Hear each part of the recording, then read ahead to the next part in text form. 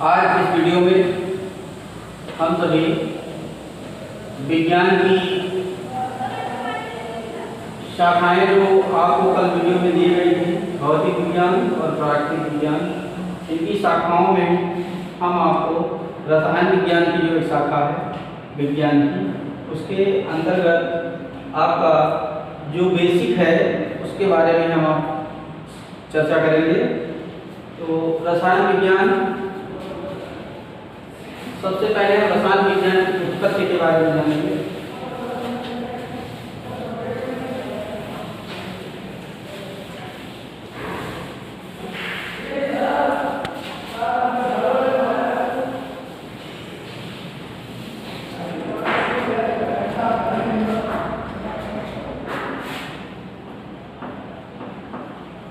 रसायन विज्ञान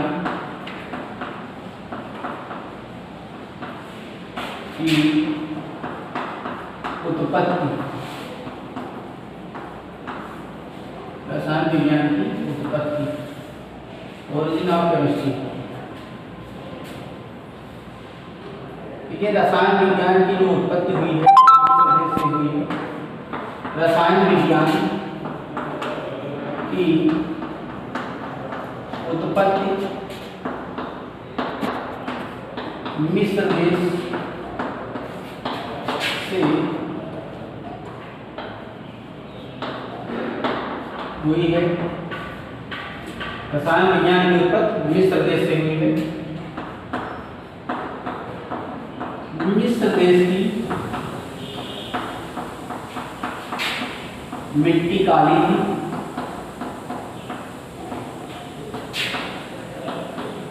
काली थी।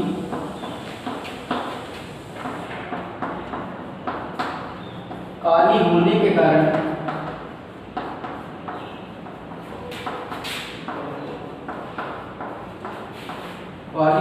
कारण इसे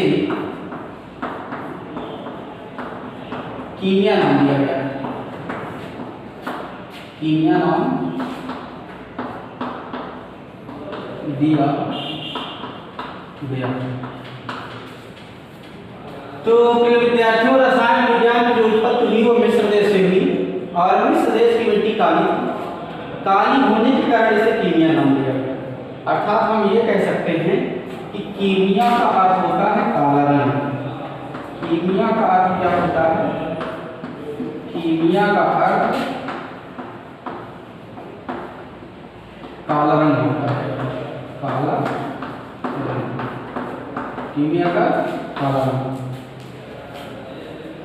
फिर धीरे धीरे कीमिया शब्द जो है रूपांतरित, ये चीज हो गया केमिटेकिंग। केमिटेकिंग से परिवर्तन हुआ, इसका रूप ले लिया केमिस्ट्री का। इसका रूप ले लिया केमिस्ट्री का। काली होने के कारण कीमिया नाम दिया गया और कीमिया का अर्थ हम ये मान लेते हैं कि काला रंग कीमिया से चेंज हुआ केमिटेकिंग में, और केमिटेक से परिवर्तन के द्वारा ये केमिस्ट्री में आ गया। केमिस्ट्री में होता है रसायन,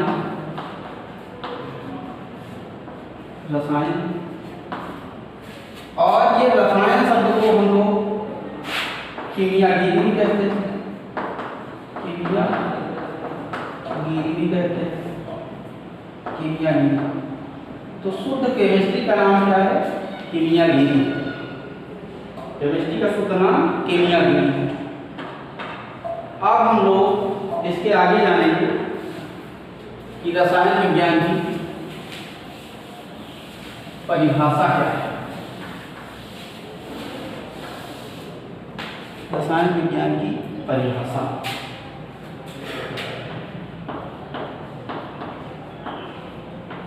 रसायन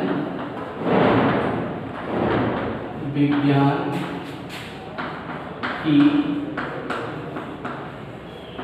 परिभाषा। रसायन विज्ञान की परिभाषा, definition of chemistry. definition of chemistry. विज्ञान की वह शाखा, विज्ञान की वह शाखा, वह शाखा जिसके अंतर्गत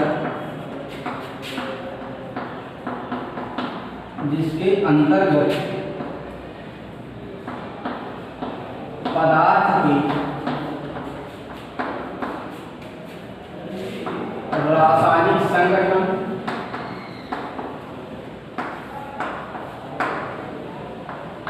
रासायनिक संगठन,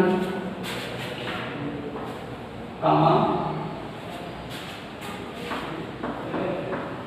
रासायनिक संरचना,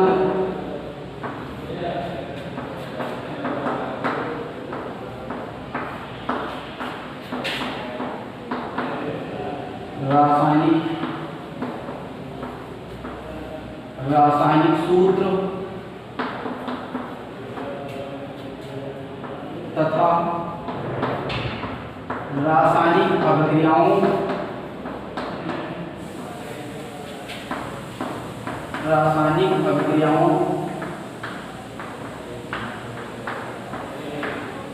के बारे में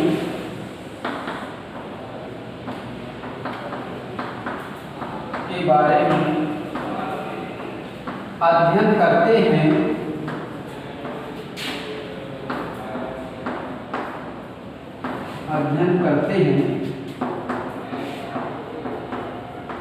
रसायन विज्ञान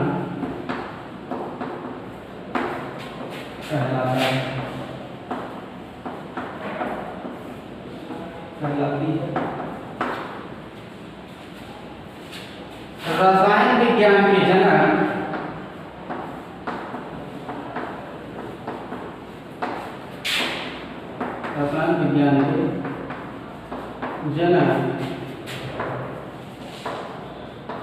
लेवाशिये जी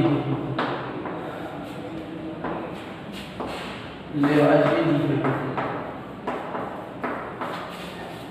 ये रसायन विज्ञान की डेफिनेशन रही।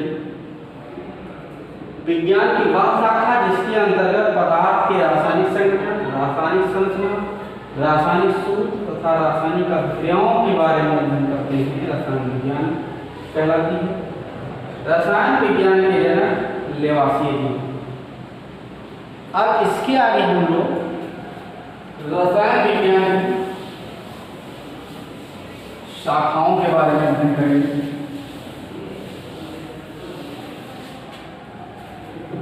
रसायन विज्ञान की शाखाएं,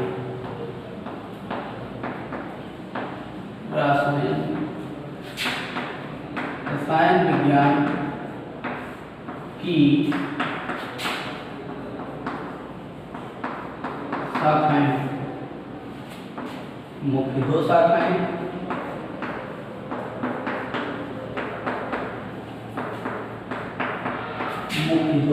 हैं।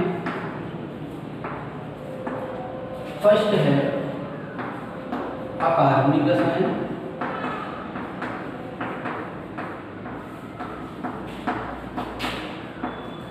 जिसको इंग्लिश में इनऑर्गेनिक केमिस्ट्री कहते हैं। इनऑर्गेनिक केमिस्ट्री कहते हैं। पहली शाखा अकार्बनिक रसायन, इनऑर्गेनिक केमिस्ट्री। सेकंड, दूसरी शाखा का नाम है कार्बनिक रसायन, जिसे ऑर्गेनिक केमिस्ट्री कहा जाता है। Organic chemistry. तो हम लोगों ने देखा कि यहाँ रसायन विज्ञान की मुख्य दो शाखाएं हैं, अकार्बनिक रसायन इनऑर्गेनिक केमिस्ट्री, कार्बनिक रसायन ऑर्गेनिक केमिस्ट्री। अब हम जानेंगे कि अकार्बनिक रसायन क्या होती है। रसायन विज्ञान की वह शाखा, रसायन विज्ञान की वह शाखा जिसके अंतर्गत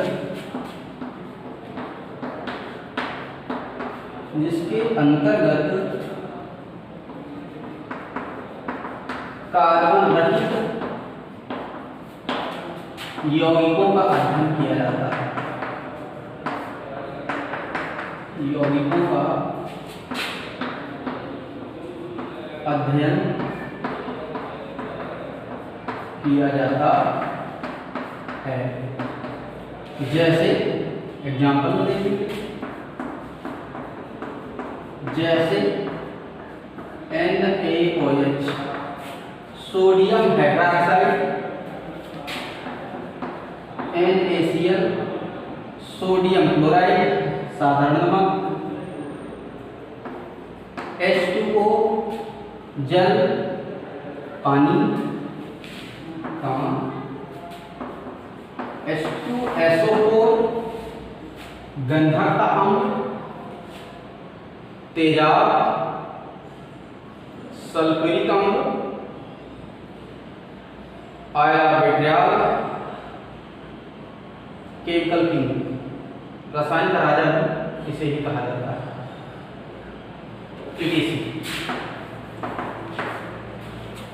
ये रसायन विज्ञान की अकादमिक रसायन की डिफिनेशन है। रसायन विज्ञान की वह शाखा जिसके अंतर्गत कार्बन रहित यौगिकों का अध्ययन किया जाता है, जैसे NaOH, NaCl, H2O, H2SO4। दूसरे शब्दों में हम ऐसे कह सकते हैं कि अकादमिक रसायन विज्ञान की वह शाखा है जिसमें कार्बन नहीं पाए जाते हैं, अर्थात इन यौगिकों में कार्बन एब्सेंट रहता है, भी कहा जा सकता है। नेक्स्ट डिफिनेशन हमारी कार्बनिक रसायन। कार्बनिक रसायन में हम क्या कहेंगे?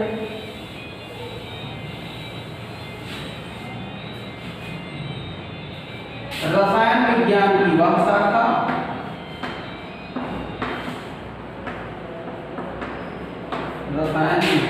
की वह शाखा जिसके अंतर्गत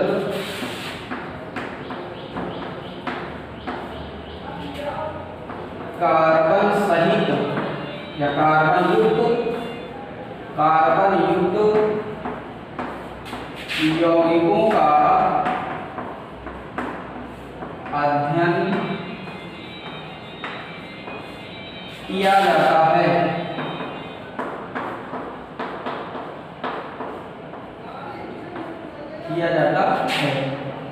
जैसे मीथेन CH4 कार्बन है, C2H6 एथेन इसमें भी कार्बन है, C2H5OH ethanol ethyl alcohol beer form alcohol और इसकी CH3COOH एसिटिक एसिड सिरका विनेगर एथेनोइक एसिड इसी को कहते हैं एसिटिक एसिड एथेनोइक एसिड सिरका इंग्लिश में विनेगर। ये सभी में कार्बन अवश्य ही पाया जाता है और उसके साथ हाइड्रोजन नाइट्रोजन सल्फर etc ये भी हो सकते हैं। तो कार्बनिक रसायन विज्ञान की वह शाखा है जिसके अंतर्गत कार्बनिक यौगिकों का अध्ययन किया जाता है। अर्थात हम कह सकते हैं कि कार्बनिक रसायन में जो यौगिक होंगे उनमें कार्बन अवश्य ही होगा और उनके साथ अन्य तत्व भी हो सकते हैं, जैसे हाइड्रोजन नाइट्रोजन सल्फर इत्यादि ये भी जुड़े हो सकते हैं। इसे ही कार्बनिक रसायन कहा जाता है। फॉर एग्जांपल ये आपके दिए गए हैं methane ethane ethanol ethanoic acid. अब हम लोग जो हमारी पहली शाखा है अकार्बनिक रसायन, इसके अंतर्गत जो आने वाले टॉपिक हैं उनके बारे में हम करेंगे।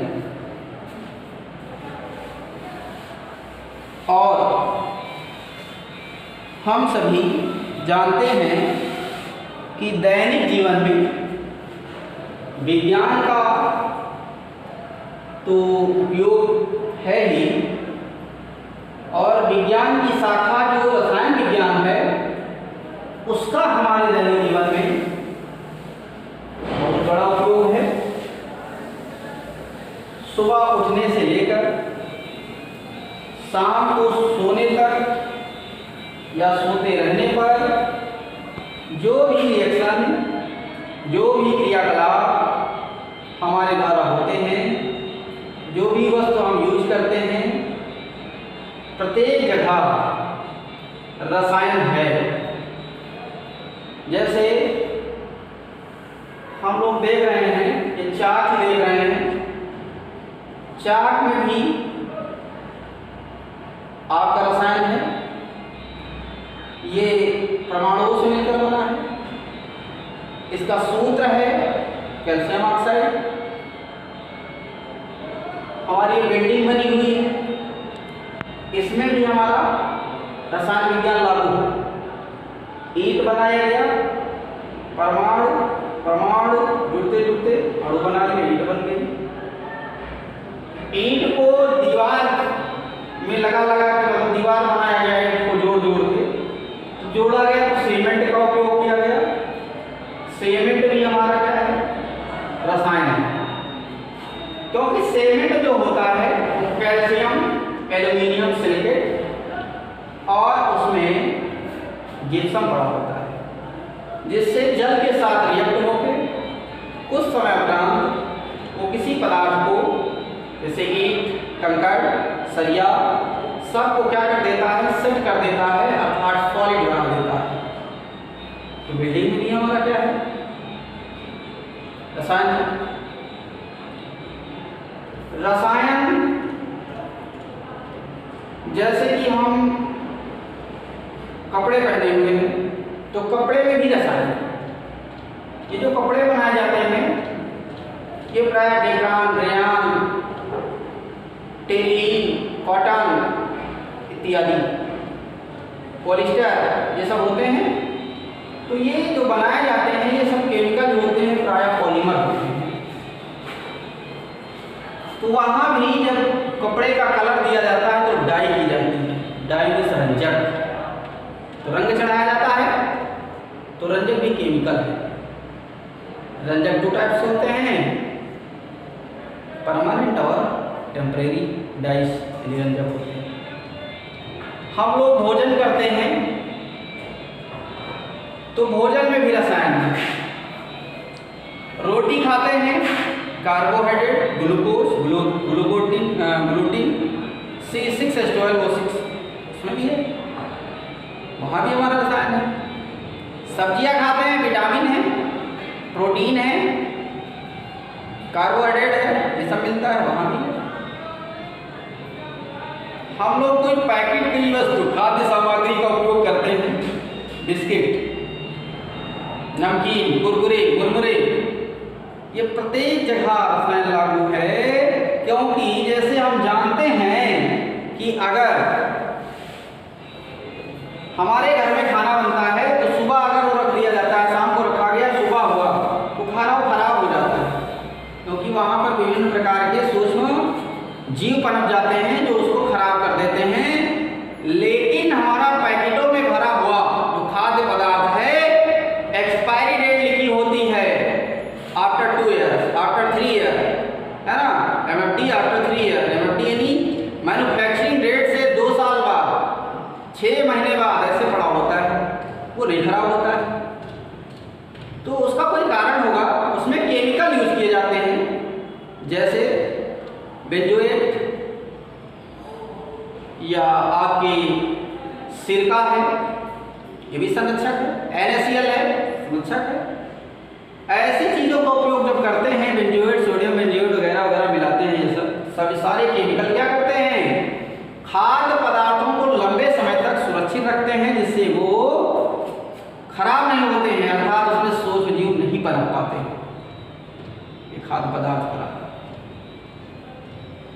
केमिस्ट्री का यूज इंडस्ट्रियों में है, विभिन्न प्रकार की इंडस्ट्रियों में केमिकल का उपयोग किया जाता है, जिससे विभिन्न प्रकार के उत्पाद बनाए जाते हैं, चाहे वो सरिया, चाहे वो स्टील, चाहे वो कपड़ा हो, चाहे वो कलर हो, रंग हो, चाहे वो कोई भी मशीन बनाई गई हो, या चाहे खाद्य सामग्री से हो, चाहे चमड़ा उद्योग हो, ये सारे उद्योगों में, चाहे मेडिसिन उद्योग हो, सभी जगह केमिस्ट्री का यूज होता है।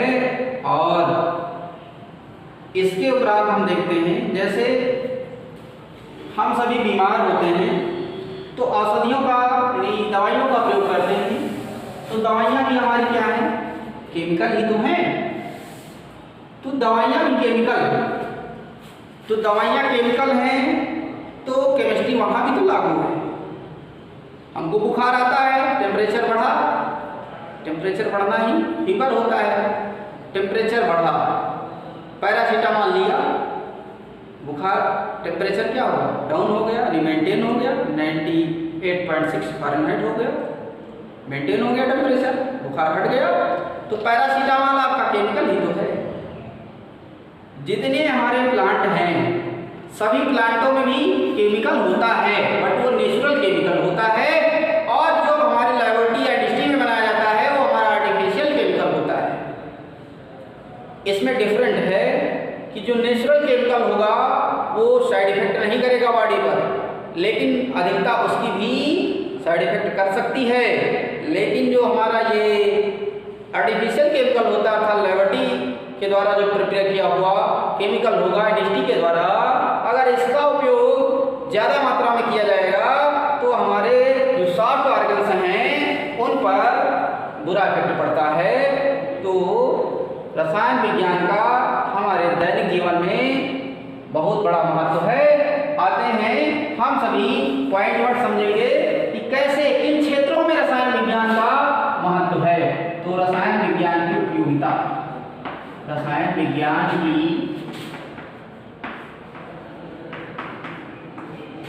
उपयोगिता,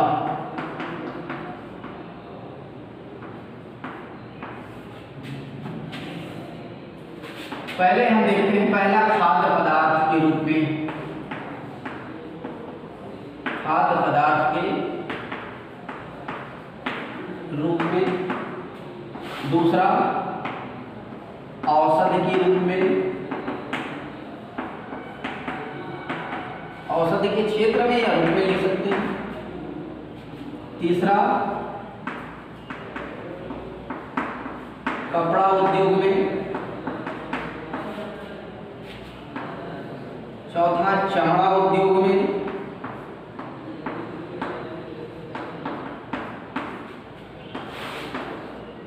पांचवा भवन निर्माण में,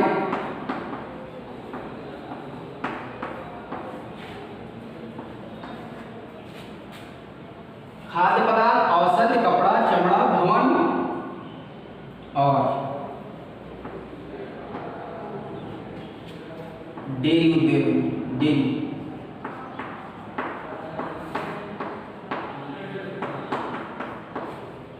और प्रेजेंट टाइम में जो किया जा रहा है कृषि क्षेत्र में, कृषि क्षेत्र में और बहुत सारे उद्योग हैं कृषि क्षेत्र में।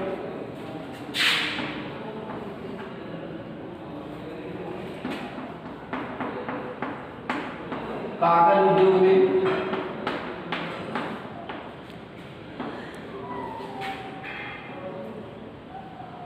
कागज उद्योग में, अगला है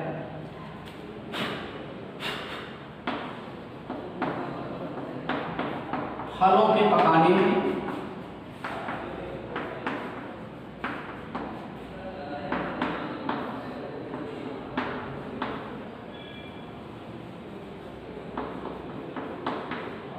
कीटनाशक के रूप में,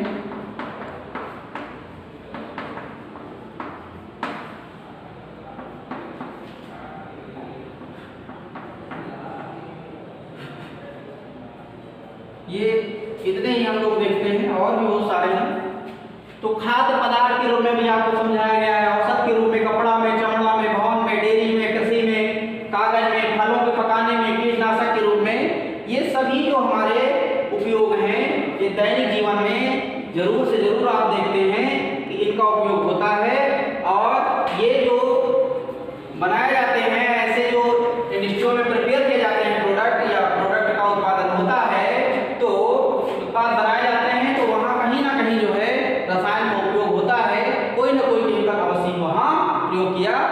जाता है। तो ये हमारा रसायन विज्ञान की उपयोगिता के बारे में आपको बताया गया कि इन क्षेत्रों में इनसे और भी अधिक सारे क्षेत्र हैं जहाँ पर रसायन विज्ञान लागू होता है। मैंने पहले ही कह दिया कि आप जब सोकर जागते हैं और फिर सोने तक का जितना काम करते हैं वहाँ केमिस्ट्री अवश्य ही लागू होती है। और ऐसा भी आपने देखा होगा, अगर हम सो रहे होते हैं तो सोने के समय भी हमारी केमिस्ट्री चलती ही रहती है, क्योंकि वहाँ भी रिएक्शन चालू ही रहती हैं। वो हमारी जो रिएक्शंस होती हैं वो जैव अभिक्रियाएं होती हैं, अर्थात बायोकेमिस्ट्री के अंतर्गत वहाँ चलता है, बट केमिस्ट्री वहाँ है। तो इस प्रकार से दैनिक जीवन में रसायन का बहुत बड़ा महत्व है। अब हम लोग आगे इसके बारे में जानेंगे कि कार्बनिक रसायन का जो टॉपिक है उसमें हम आते हैं पहले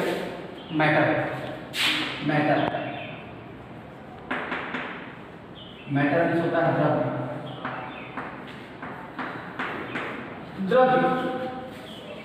द्रव्य क्या है? द्रव्यवाह होता है जो स्थान घेरता है,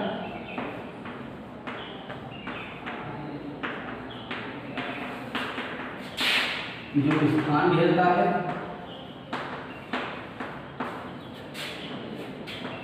स्थान घेरता है, संगठन होता है, स्थान घेरता है, संगठन होगा उसका, है ना, घनत्व होगा,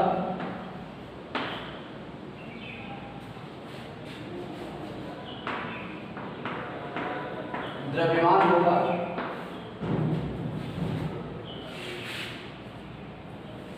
द्रव्यवाह है जो स्थान घेरता है, इसका संगठन होता है, घनत्व होता है, द्रव्यमान पाया जाता है, उसे द्रव्य कहते हैं।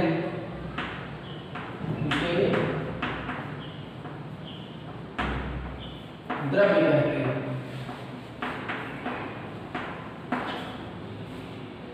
द्रव्य मुख्य रूप से 3 प्रकार का होता है। द्रव्य मुख्य रूप से 3 प्रकार का होता है। इसके आधार पर भौतिक अवस्था क्या है? द्रव्य भौतिक अवस्था के आधार पर भौतिक अवस्था के आधार पर द्रव्य या पदार्थ, भौतिक अवस्था के आधार पर द्रव्य या पदार्थ 3 प्रकार के होते हैं। पहला ठोस सॉलिड स्टेट, द्रव लिक्विड स्टेट, गैस। ये द्रव्य 3 रूपों में पाया जाता है फिजिकल स्टेट के अनुसार, अर्थात according to physical state, basis on physical state, matter are 3 types: solid, liquid and gases. ठोस अवस्था, ठोस अवस्था को इंग्लिश में सॉलिड स्टेट भी कहते हैं। सॉलिड स्टेट, ठोस अवस्था में अणु बहुत पास होते हैं, अणु बहुत पास होते हैं। अणुओं के मध्य लगने वाला जो आकर्षण बल है वो क्या होता है? प्रबल होता है। अणुओं के मध्य आकर्षण बल प्रबल होता है। अणुओं के मध्य जो प्रतिकर्षण बल होता है वो क्षीण होता है। और ठोस का आकार और आयतन दोनों निश्चित होते हैं, जैसे लकड़ी का टुकड़ा, बर्फ लोहे का टुकड़ा, और NaCl सोडियम क्लोराइड साधारण नमक इत्यादि। अब हम लोग देखेंगे कि ठोस अवस्था में ठोस 2 टाइप का होता है। Solid are 2 types. फर्स्ट क्रिस्टलीय सॉलिड, क्रिस्टलीय ठोस। सेकंड है अक्रिस्टलीय ठोस, क्रिस्टलीय ठोस। इसको इंग्लिश में क्रिस्टलाइन सॉलिड एमोर्फस सॉलिड कहते हैं। क्रिस्टलीय सॉलिड क्या होता है? क्रिस्टलीय ठोस में जो अवयवी कण होते हैं, अवयवी कण मीन्स अवयवी कण, अणु, परमाणु, आयन, ये अवयवी कण कहलाते हैं। अणु, परमाणु, आयन। तो अवयवी कण, अणु, परमाणु या आयन रेगुलर अरेंजमेंट में पाए जाते हैं। क्रिस्टलीय ठोस विषमदैशिक प्रकृति के होते हैं। क्रिस्टलीय ठोस मुख्य रूप से 4 प्रकार के होते हैं। फर्स्ट है धात्विक ठोस, मेटालिक सॉलिड। सेकंड है आयनिक ठोस, आयनिक सॉलिड। थर्ड है सहसंयोजक ठोस या नेटवर्क ठोस इसको बोलते हैं। इसको कहा जाता है जैसे कोवैलेंट और नेटवर्क सॉलिड। नेक्स्ट है आणविक ठोस, आणविक ठोस, मॉलिक्यूलर सॉलिड होते हैं। तो आणविक ठोस को मॉलिक्यूलर सॉलिड कहा जाता है। Molecular solid are three types. आणविक ठोस कितने प्रकार का होता है? 3 प्रकार का होता है। आणविक ठोस के 3 टाइप्स होते हैं। फर्स्ट होता है ध्रुवीय आणविक ठोस,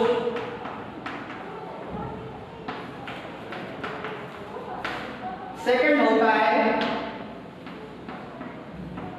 अध्रुवीय आणविक ठोस,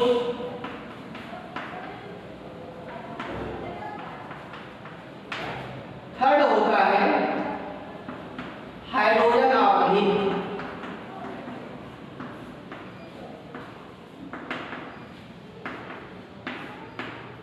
आणविक ठोस।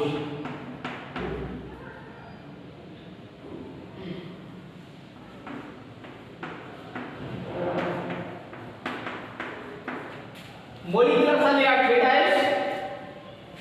Polar molecular solid, non polar molecular solid, hydrogen bonded molecular solid.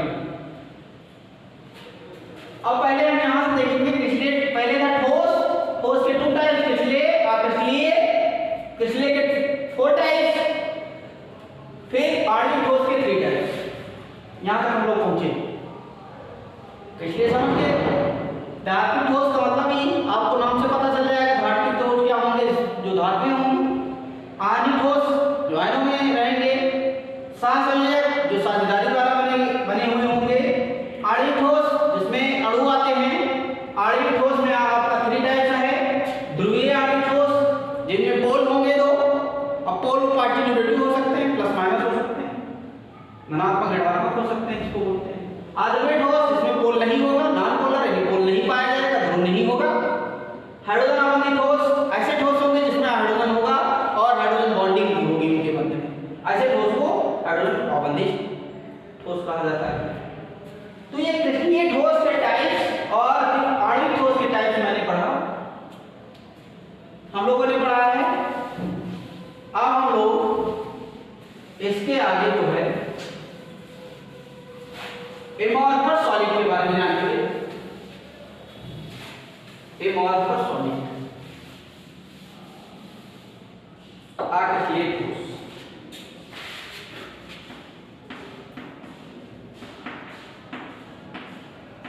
आकृतिक ठोस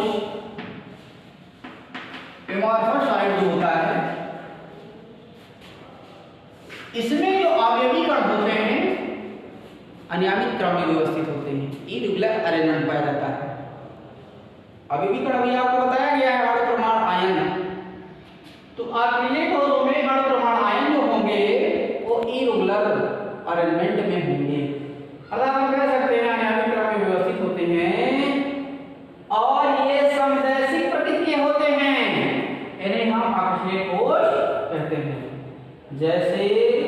एग्जाम्पल में हम लोग देखते हैं कांच, प्लास्टिक,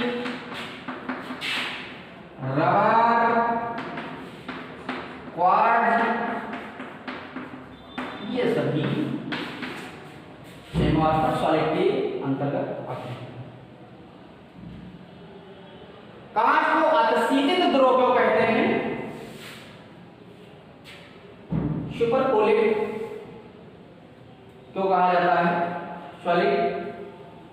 क्योंकि जो पुरानी खिड़कियों या पुराने भवन होते हैं वहां खिड़कियां का लगी होती हैं, उनमें जो कांच लगा होता है, होता क्या है धीरे धीरे करके वो जब लगाए जाते हैं तो एक समान रूप से मोटे ऊपर से नीचे तक होते हैं, लेकिन धीरे धीरे क्या होता है जब ये अतशीतित द्रव है अर्थात धीरे धीरे करके ऊपर से नीचे की ओर खिसक आता है, प्रवाहित हो जाता है और नीचे कांच का होता है मोटा और ऊपर पतला हो जाता है।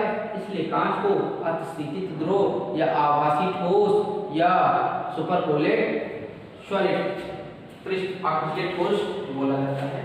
तो हम लोगों ने अभी सॉलिड के बारे में पढ़ा, अब हम सॉलिड स्टेट के बारे में पढ़ चुके हैं। अब हम सभी गैस स्टेट की ओर जाते हैं। सॉरी गैस नहीं, सेकंड हमारा स्टेट आएगा लिक्विड स्टेट। लिक्विड स्टेट जिसको हम लोग बोलते हैं द्रव अवस्था, हिंदी में द्रव अवस्था क्या है? द्रव अवस्था जो होती है ठोसों की अपेक्षा इसमें जो होते थोड़ा दूर दूर होते हैं, तो प्रॉपर्टी भी भिन्न हो जाएगी। अणु कुछ दूरी पर कुछ दूर दूर होते हैं, ऐसा भी कह सकते हैं, दूर दूर।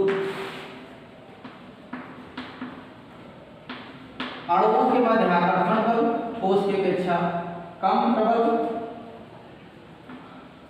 अणुओं के मध्य आकर्षण बल ठोसों की अपेक्षा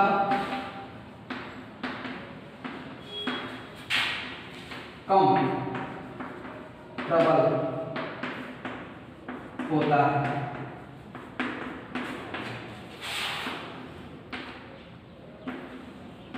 आयतन को इनका निश्चित, आयतन निश्चित, आकार अनिश्चित, आकार अनिश्चित। इनको जिस पात्र में रखा जाता है उसी का आकार ले लेते हैं, जैसे दूध मिल्क, पानी, तेल इत्यादि। तो ये हमारा रहा लिक्विड स्टेट, द्रव अवस्था। द्रव के अणु ठोस की अपेक्षा थोड़ा दूर दूर होते हैं, अणुओं के मध्य आकर्षण बल जो होता है ठोसों की अपेक्षा कम प्रबल होता है, आयतन जो होता है निश्चित होता है, बट आकार इनका निश्चित होता है, और इनमें जो प्रतिकर्षण बल होता है वो ठोसों की अपेक्षा थोड़ा पाया जाता है। जैसे दूध हुआ, पानी हुआ, तेल हुआ, अन्य लिक्विड हुए, ये सभी इसी के अंतर्गत आते हैं। थर्ड हमारा स्टेट है जिसको हम गैस अवस्था कहते हैं, गैसियस स्टेट।